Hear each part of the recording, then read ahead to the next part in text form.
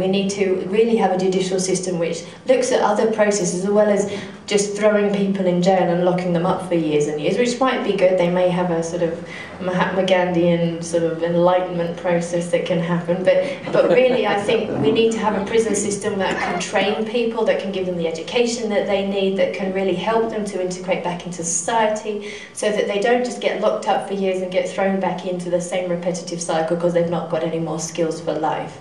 We need to be investing in our children. The amount of money that it costs to put somebody on death row, $1–2 million just to take them to trial.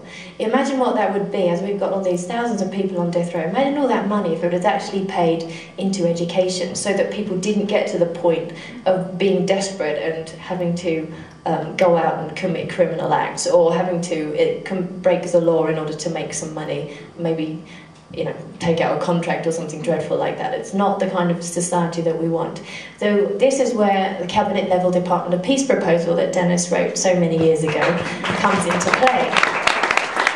It's embodied in HR 808, and it's really about looking at the cause of violence in our society: domestic abuse, child abuse, gang violence, violence against gays, police community relations clashes, all of those kinds of things. Where does that stem from? How do we stop that proliferation of violence in the first place? But then, if there is violence in society, how do we have good interventions so that we can try to create, turn a bad situation into a good one?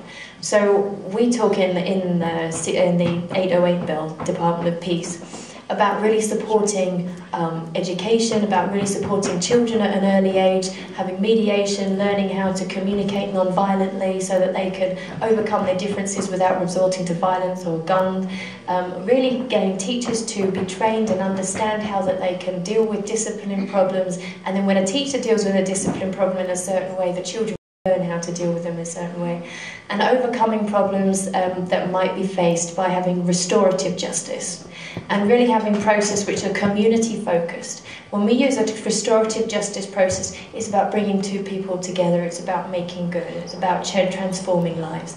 That's really what the judicial system needs to be about. We need to turn what is a criminal element into a productive member of the community, and I have the hope that we can do that with people. It might be more difficult with some than others, but I really think that we can. But we need, again, leadership and government to do that. So all of these areas are very interconnected with the prison system as well, and all of that. So, thank you.